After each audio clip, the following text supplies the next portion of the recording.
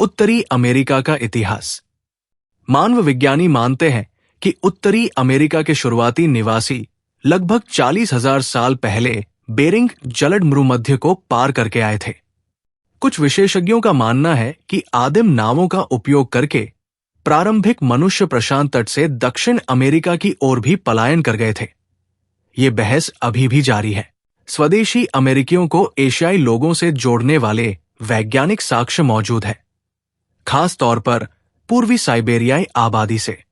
America के स्वदेशी लोगों को भाषाई बोलियों और रक्त समूहों के आधार पर उत्तर एशियाई आबादी से जोड़ा गया है।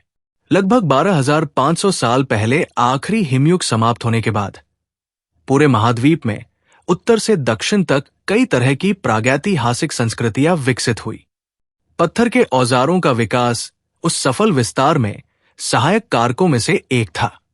यूरोपीय लोगों के आने से बहुत पहले पूरे अमेरिका में छोटे छोटे समूह विकसित हो गए थे। ग्रेट प्लेन्स में शिकारी लोग जंगली पौधों और जानवरों पर निर्भर थे, लेकिन अंततः उनकी जगह अधिक सभ्य मानव समूहों ने ले ली, जो जमीन पर खेती करते थे, कुछ जानवर पालते थे और कुछ शिकार करने के नए तरीके विकसित किए। ईसा के समय के आसपास भूरे रंग के अरावक लोग वेनेजुएला से लेसर एंटिलीज में चले गए। छोटे छोटे समूह दक्षिण पूर्वी कैरिबियन के कई द्वीपों पर बस गए, अंततः ग्रेटर एंटिलीज पहुंच गए, जहां उन्होंने क्यूबा, हिस्पानियोला, प्यूर्टो रिको और जमैका के द्वीपों पर अपनी सबसे बड़ी बस्तियां बनाई। महाद्वीप के सुदूर दक्षिणी इलाकों में माया सभ्यता ने महत्वपूर्ण सांस्कृतिक प्रगति की। उन्होंने लिखित भाषा के साथ साथ कला, वास्तुकला, खगोलीय प्रणालियों और गणित में भी दूरगामी प्रगति की। 250 से 900 के बीच वे अपनी शक्ति के शिखर पर थे। उत्तरी अमेरिका में सभ्य और सुसंस्कृत प्री कोलंबियन संस्कृतियां विकसित होती रहीं। वर्तमान संयुक्त राज्य अमेरिका के क्षेत्रों में सामाजिक संगठन टीले परिसरों का निर्माण कर रहे थे, जिनमें से कुछ पूरे साल बड़े समुदायों का समर्थन करते थे। मूल अमेरिकी समाज का प्रसार जारी रहा। इनुइट और अलियुत आर्कटिक क्षेत्रों में गुंबदनुमा घरों में रहते थे, जबकि बड़े समूह अलास्का और पश्चिमी कनाडा के उपार्कटिक भागों में रहते थे। उत्तर पूर्व से दक्षिण पूर्व तक और मैदानी इलाकों से दक्षिण पश्चिम तक विस्तार निरंतर जारी रहा। जैसे जैसे बड़े समूहों ने अतिरिक्त ज्ञान प्राप्त किया, उन्होंने कुछ परिचित फसलों की खेती शुरू की जो अब दुनिया भर में इस्तेमाल की जाती है, जैसे टमाटर और स्क्वैश।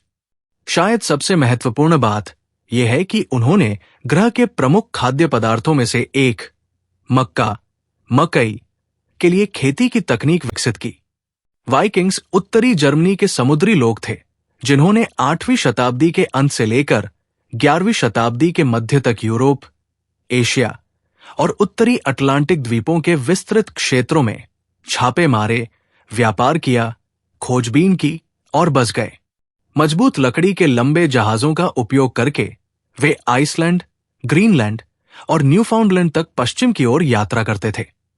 माना जाता है कि लीफ एरिक्सन लगभग 1000 ई में कनाडा के न्यूफाउंडलैंड द्वीप पर पहुंच गए थे। 13वीं शताब्दी में मध्य मेक्सिको एस्टेक सभ्यता का केंद्र था। माया संस्कृति लुप्त हो रही थी और एस्टेक साम्राज्य अब मेक्सिको से लेकर Belize, Guatemala, El Salvador, Honduras, Nicaragua और उत्तरी कोस्टा रिका तक मेसोअमेरिका के अधिकांश हिस्सों में फैल गया था। 1492 में स्पेन की रानी और राजा इसाबेला आए और फर्डिनेंड टू की ओर से कल्पित नई दुनिया की खोज की यात्रा का प्रस्ताव रखने के बाद क्रिस्टोफर कोलंबस स्पेन से एक महायात्रा पर निकल पड़ा, जिसका वित्त पोषण स्पेन की रानी और राजा इसाबेला आए और फर्डिनेंड टू ने किया था।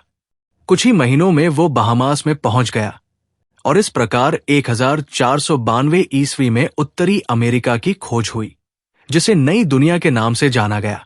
कोलंबस द्वारा इस नई दुनिया की प्रारंभिक यात्रा के बाद इसकी संभावित संपदा की चर्चा पूरे यूरोप में फैल गई और हजारों की संख्या में खोजकर्ता और बसने वाले लोग अंततः उत्तरी अमेरिका के अटलांटिक महासागर के तट पर आ गए। जॉन कैबोट ने 1497 में उस पूर्वी तट का अन्वेषण किया, जो बाद में कनाडा बन गया। जियोवानी दा वेर्राज़ानो ने 1524 में फ्लोरिडा से पूर्वी कनाडा तक उत्तरी अमेरिका के पूर्वी तट का अन्वेषण किया और जैक्स कार्टियर ने 1534 में फ्रांसीसी राजा की ओर से कई यात्राएं की और सेंट लॉरेंस नदी में प्रवेश किया। 1500 ईस्वी में स्पेनियों ने नई दुनिया के कुछ हिस्सों को उपनिवेश बनाने के लिए कदम उठाया। वेनेजुएला के क्यूबाक्वा द्वीप पर नुएवा कार्डेज शहर की स्थापना की गई। 1510 में उन्होंने कोलंबिया और पनामा की सीमा के पास सांता मारिया ला एंटीगुआ डेल डेरियन की स्थापना की। ये अमेरिका में पहली यूरोपीय बस्तियां थी। स्पेनिश राजाओं द्वारा लगातार नई जगहों की खोज जारी थी।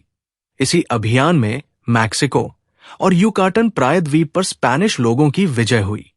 1513 में वास्को नुनेज डी बाल्बोआ ने सोना खोजने के लिए पनामा के इस्तमुस को पार किया, लेकिन उसके पहले उसने प्रशांत महासागर और नई दुनिया के पश्चिमी तट पर पहले यूरोपीय अभियान का नेतृत्व किया था। इसके बाद बाल्बोआ ने प्रशांत महासागर और उससे सटे सभी इलाकों को स्पेनिश क्राउन के अधीन किया। हर्नान कॉर्टेस और उनके विजेता 22 अप्रैल 1519 को वर्तमान वेराक्रूज मैक्सिको के तट पर आए और ये मैक्सिको मध्य अमेरिका और कैरिबियन के अधिकांश हिस्सों पर 300 साल के प्रभावशाली स्पेनिश शासन की शुरुआत थी। 1539 में हर्नांडो डी सोटो 600 सैनिकों के साथ टैंपा खाड़ी में उतरा, जो अब अमेरिका का फ्लोरिडा राज्य है। उसका लक्ष्य स्पेनिश क्राउन के लिए सोना खोजना था। उस समय महाद्वीप पर अमरीकी मूल निवासी बिना किसी डर के रहते थे, क्योंकि वे बाहरी दुनिया से अनभिज्ञ थे। जल्द ही उनकी मासूमियत गायब हो गई, क्योंकि यूरोपीय लोगों ने क्रूर तरीकों से व्यवहार करना शुरू कर दिया। यूरोपीय लोगों के आने के परिणाम स्वरूप मूल अमेरिकी जनसंख्या में काफी गिरावट आई, जिसका मुख्य कारण यूरोपीय लोगों के साथ उनकी यूरोपीय बीमारियों का आना था, जिनके प्रति मूल अमेरिकियों में प्रतिरक्षा की कमी थी। साथ ही हिंसक संघर्ष भी हुए, जहां यूरोपीय शक्ति के सामने कोई मुकाबला नहीं कर सका। ब्रिटेन, फ्रांस और स्पेन उत्तरी अमेरिका महाद्वीप के उत्तरी इलाकों में बड़े पैमाने पर अपना कब्जा जमाने लगे थे। नीदरलैंड और स्वीडन जैसी कम शक्तिशाली ताकतों ने भी छोटे छोटे हिस्सों पर अपना अधिकार कर लिया था। पहली फ्रांसीसी बस्तियां पोर्ट रॉयल 1604 और क्यूबेक सिटी 1608 में स्थापित की गई, जो अब नोवा स्कोटिया और क्यूबेक कनाडा में स्थित है। 1607 में पहली सफल अंग्रेजी बस्ती जेम्सटाउन वर्जीनिया में बनाई गई। उसके बाद 1620 में प्लायमाउथ मैसाचुसेट्स कॉलोनी बनाई गई थी। 17वीं सदी के अंत में उत्तरी अमेरिका में उपनिवेशवाद पूरी गति से फैल रहा था। 18वीं सदी के मध्य में पूरे महाद्वीप में स्वतंत्रता आंदोलन जोरों पर थे। अंग्रेजी उपनिवेशों में अमेरिकी क्रांति की तैयारी चल रही थी। मेक्सिको पर स्पेन की पकड़ कमजोर पड़ रही थी और कैरिबियन में दास विद्रोह आम बात थी। सदी के अंत तक उत्तरी अमेरिका महाद्वीप में मुट्ठी भर स्वतंत्रता आंदोलन फलीभूत हुए।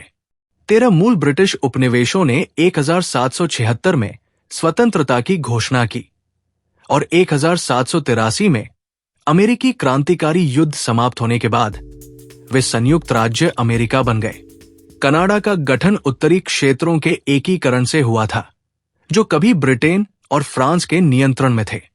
1803 में फ्रांस से खरीदे गए लुइसियाना के नए देश का आकार रातों रात लगभग दोगुना हो गया।